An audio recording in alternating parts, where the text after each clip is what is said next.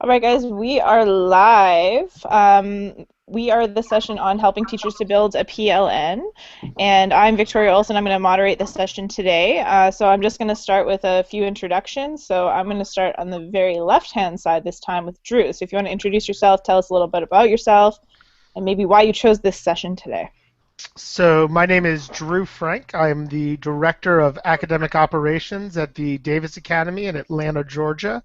And really have been on what I would say is a 4 or 5 month journey from insular and really involved in learning and reading books and sharing it within our school to connecting and sharing with the world and learning from the amazing connected educators online. So very interested at building my PLN and building the PLN of my teachers as well. Ooh, hang on a second. We are the session on helping teachers to build a PLN. That's funny. We are so far behind. I had my YouTube link open still. Sorry. No worries. So that is, I think we've gone from a great learning from each other to really trying to learn and connect with others around the world. Awesome. Thanks a lot. John, it's all you. My name's John. I'm from Southern California, and I am an educational technology facilitator as of this coming Monday. So. Why do you have that as your name? Just here to support, that's all. Thanks, buddy. All right, let's keep moving along. Julie, you are muted at the moment. If you just want to unmute yourself so you can introduce yourself, that would be great. Can you hear me? Yep. My name is Juliet. I'm from Puerto Rico. I am very happy to be here with you as a student because I am excited to be sharing with a bunch of experienced teachers. That's why I'm very interested in building my PLN. Awesome. Welcome. I want to say too. Yes, I want to say that my first language is not English, so if you cannot understand something I say, just tell me and I'll type it down on the chat section. Perfect, thank you. Maria, you're also muted, so if you want to unmute yourself so you can say hi. Hi. Do you want me to go next, or do you want to take everybody in order? Yes, please. No, this is the order I see on my bar, so. Oh, okay. Sorry. That's okay. No worries. Okay. My name is Maria Staropoulos. I'm a technology integration specialist for a K-8 district, and with such a broad range of grade levels, there's always room to learn more on how to manage the different levels of PLN for teachers and the different perspectives of having a PLN. So there's always room for growth. Go ahead. So let's go to Marie, not Maria, Marie. Can everybody hear me? Can anybody hear me? I guess that's probably the question. Hi, I'm in Arlington, Virginia, and I am a tech coordinator for 2 elementary schools. I have about 1,500 kids and about 300 teachers. And professional learning communities is the hot topic this year, and I'm trying to do my part to help support it.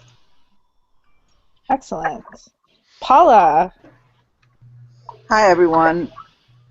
I'm Paula Noggle. I'm a 4th grade teacher in New Orleans, Louisiana, and I love helping others build and expand their PLN. And Paula's somebody I've wanted to actually meet for a long time because she is a very iconic 4th grade teacher on Twitter. Thank you, Victoria. Really excited to have you. Tony. Hi, my name's Tony Topolino. I am in Canandaigua, New York, which is way upstate near Rochester, New York. A little bit of snow and cold here right now. I am the Director of Curricular Technology at a small independent school, and PLNs are sort of like my crazy passion. I I just want to share this with everybody, and I've presented about this at some conferences up here. So I want to learn and share and do what I can to help everybody and anybody develop a PLN. So that's why I'm here. Awesome. Trisha. Hi, I'm Trisha Shelton. I'm from Northern Kentucky, and I'm here to learn more about expanding my PLN. I'm new to Twitter since this summer, and it has been the greatest professional learning experience ever. I just can't even put into words how much I've learned. So there's not very many people in my building that are using Twitter, either with students or as a PLN, so I'd like to get some tips about how to kind of make it more contagious and get other people on board as well as learn more for myself. All right, and I will introduce myself as well. I'm Victoria Olson. I am a British Columbian educator from Canada, and I'm a grade 3-4 teacher at West Langley Elementary School in Langley, British Columbia. I also am a part-time tech coach, so 20% of my job is dedicated to working with teachers side by side and helping them with their tech integration wherever they are on the spectrum of the SAMR model. So that's my job. I know that John started CA Ed Chat with a few folks, and I started my provincial conversation, BC Ed Chat, with the folks in my province. And I have to say that has been a huge factor in getting people started with developing PLNs is the power of the hashtag. So I think we should get started talking about maybe some of our personal journeys on building PLNs and maybe what kinds of social media or what kinds of areas that you can build a PLN in. So if anyone wants to jump in and get that started, that would be great. I'll go first. I think I'm the oldest one here, and I get that a lot when I present at conferences and talk to people about what I do now. It's my passion for developing a PLN started in 2009 when I joined Twitter and didn't get it, and some people reached out to me and helped me figure out how to build a PLN, and I went through a wiki put together by Sue Waters from Australia, where she kind of outlined some really good steps on how to get how to build your PLN. It's called PLN Yourself. I'll look up the URL in a minute. But I followed her steps, and before I knew it, I was a connected educator. And I can remember going to ISTE in 2008 as a not connected educator, and then having a wholly different experience when I went in 2009 as a connected educator. It was so much fun. It was like going to a reunion because the people that I had met on Twitter, I was now getting to meet face to face. And as a good friend of mine, Joan Young, says in California Flourishing Kids, it's like meeting someone, when you've known someone in an online environment and then you meet them face to face, it's like being able to start a book at page 100. You've already got the backstory, so you don't have to, learn all of that about them. And you just jump right into the conversation. So I was supposed to have retired after 30 years of in education, but because of social media and tech integration, 8 years later, I'm still hanging on there and loving every day of it. So I think it's awesome. That's really great. What a cool story. And I've experienced a little bit of that this year for myself. I have to say that me making the decision to jump into an ed chat on Twitter changed my life. And I know that sounds crazy, but it changed my whole entire life. So I think that's pretty neat. Like, it just changed my perspective. When I got blogging, I got sharing with people, and kind of, it's almost self-validating in a way that you know that you have ideas that are worth sharing and worth growing. And I think the important is that growth mindset to have and to continue to find people that can, help push you and help make you even better of an educator than you already are. So.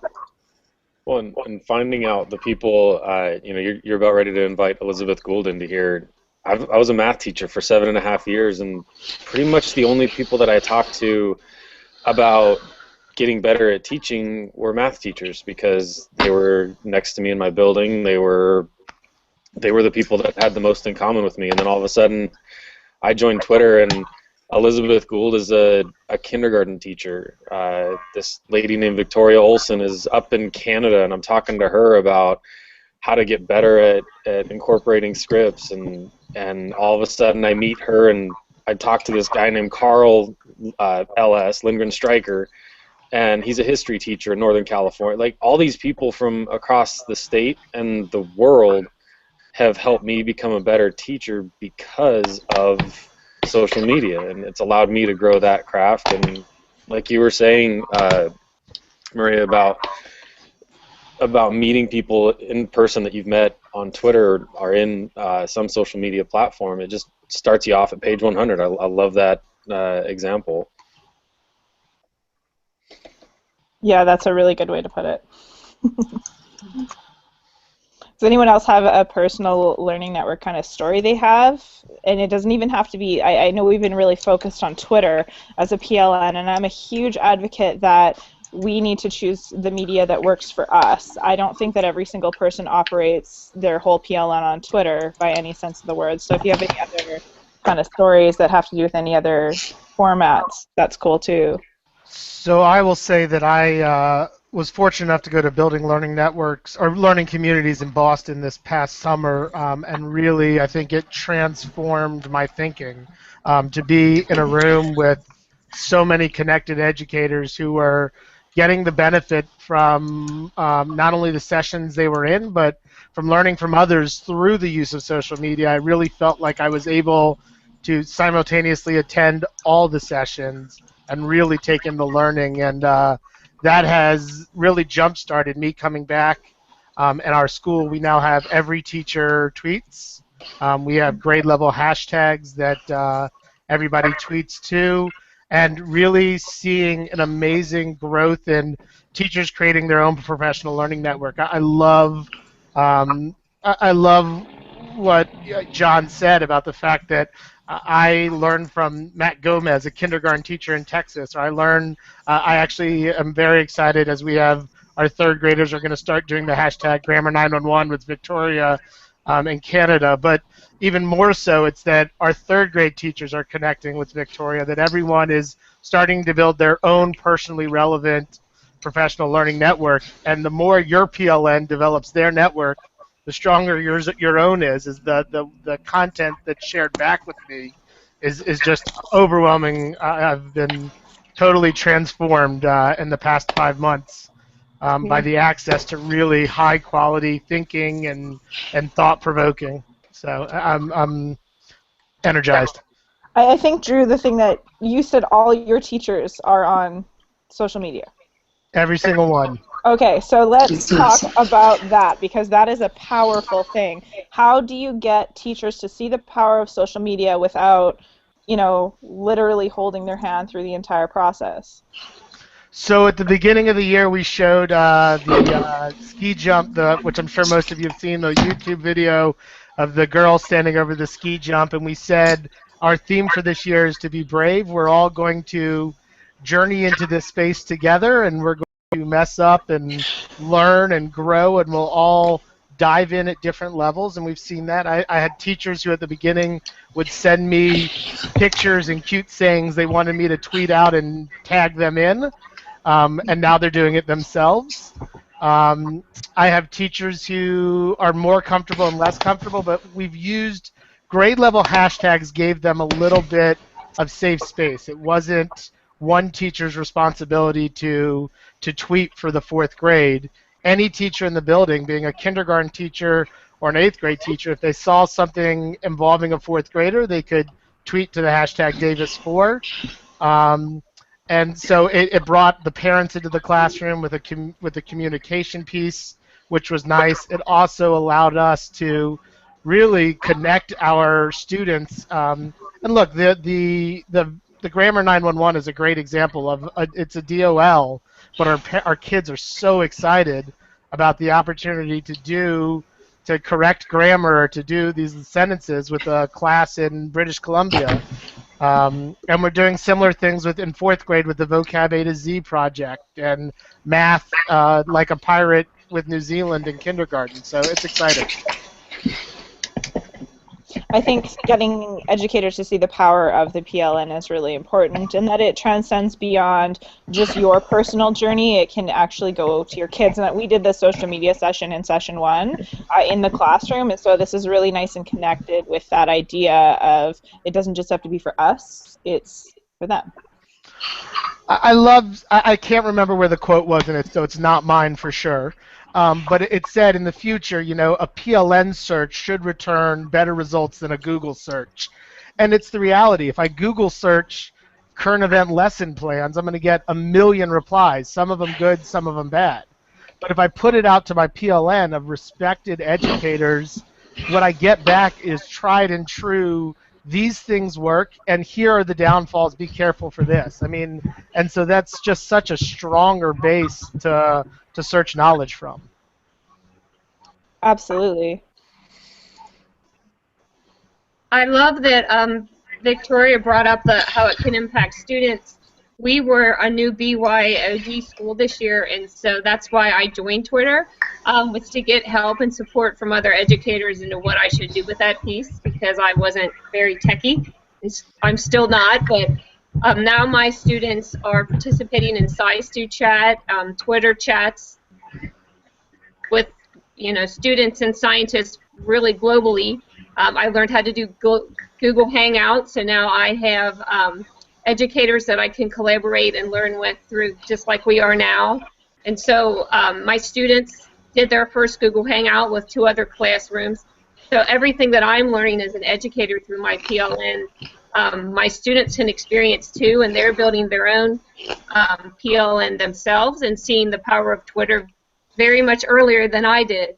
So they're looking at it as a professional resource instead of just a social resource, and I think that's a great way for us to partner in the learning and to learn together. The students know that I'm learning with them as we kind of walk down the road. So it builds it builds a great culture for our class also. I think can I jump in for a second? Oh yeah, Elizabeth, who's driving her car. Have we talked about having a... Have we talked yes, about... I am. Don't tell, I hope no one's a cop. Have we talked about having a Twitter account for your classroom? Sorry, Twitter what?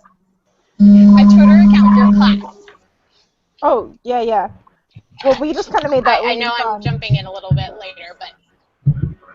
We just kind of made that link in talking about how it can be used for PD and it can be used in the classroom as well. And I think what Tricia was talking about is really, really powerful, that you know, you're modeling learning alongside kids, and I think that's the most important part. Like, my kids know I'm on Twitter and that I use it to connect with other educators, and my kids are 8 and 9, right? So I share that with them often and show them cool ideas, even in real time as they come to me, and we've changed lessons on the fly just based on things that have happened with other classrooms that they're doing that are cool, and we're watching our Twitter feed. So there's lots of different ways to use it, not just, it can be a classroom PLN too, not just a teacher PLN.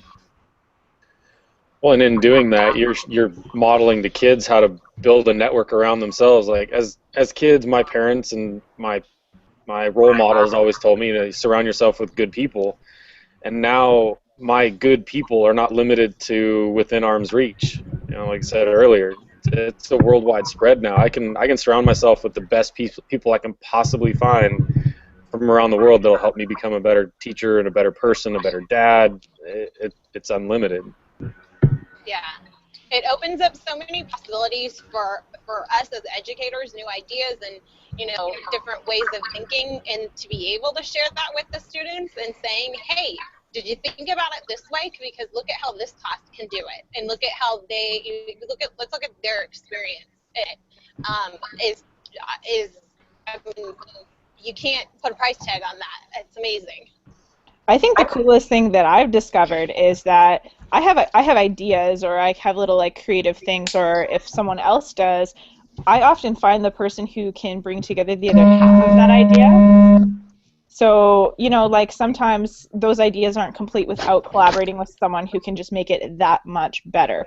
And, there's a few of us on Twitter that use the, hashtag better together tag as kind of a, cheesy thing, but it's so true. We are better together, and we can do so much more with these global projects and open the eyes of kids to new possibilities that they might not have previously had without technology.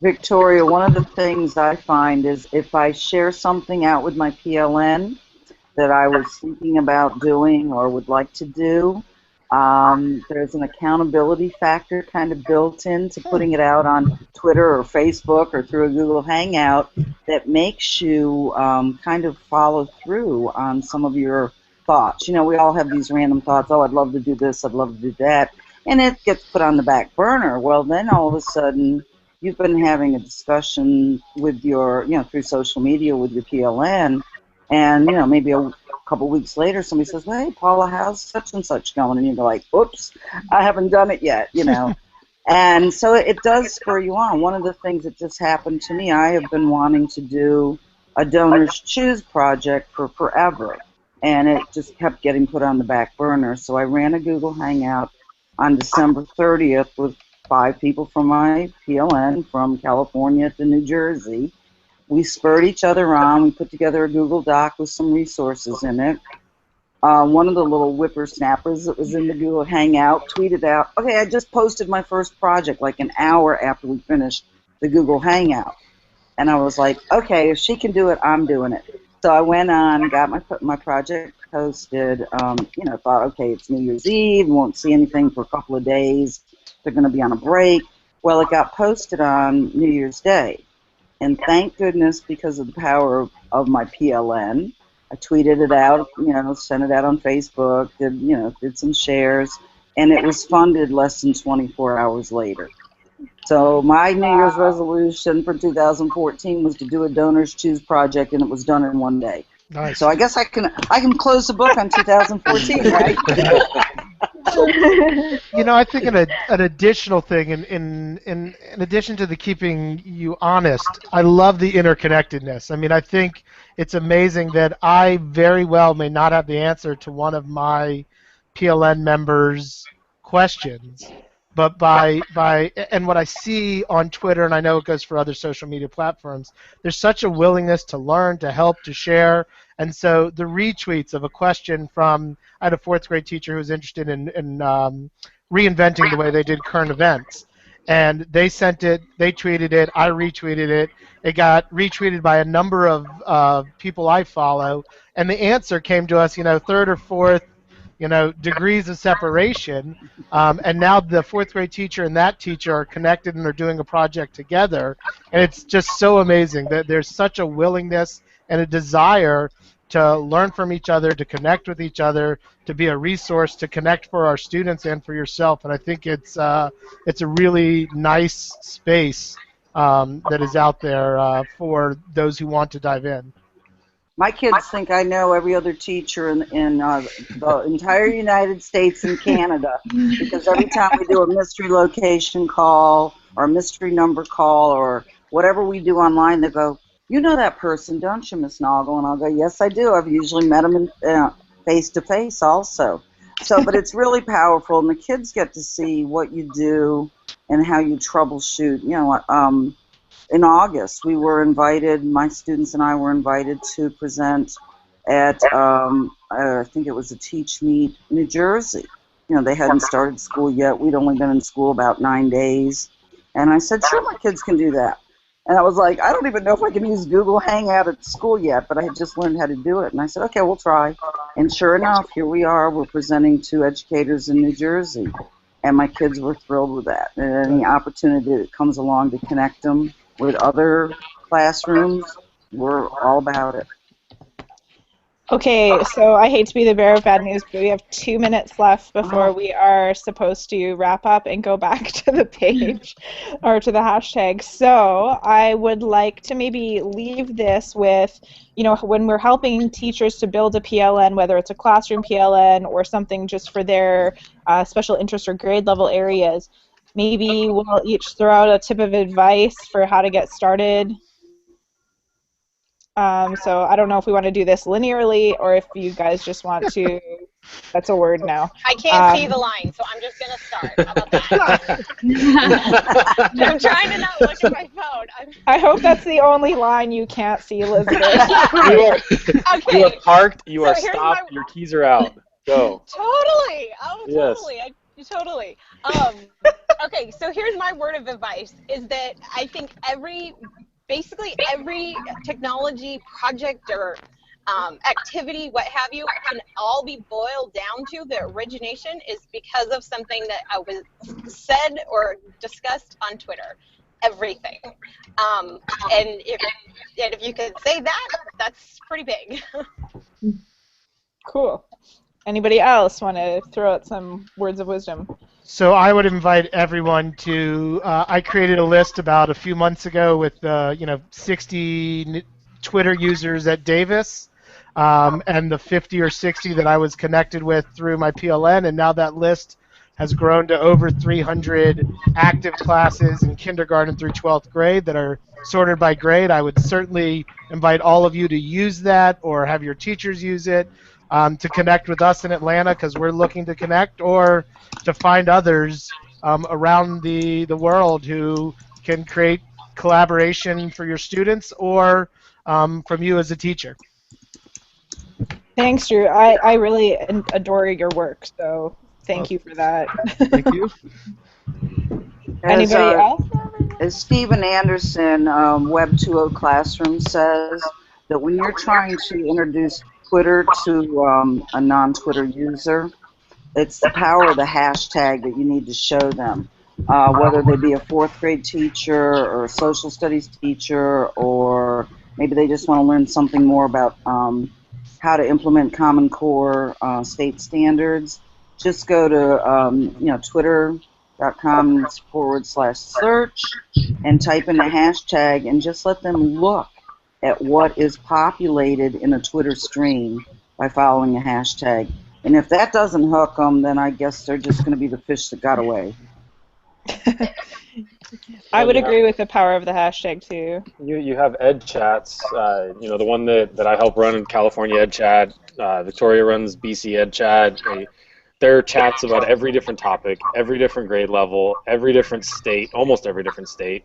Get into something that you're passionate about, lurk for a little while, figure out what works for you, and then as you get comfortable, start to contribute and become a part of that community in a more enhanced way.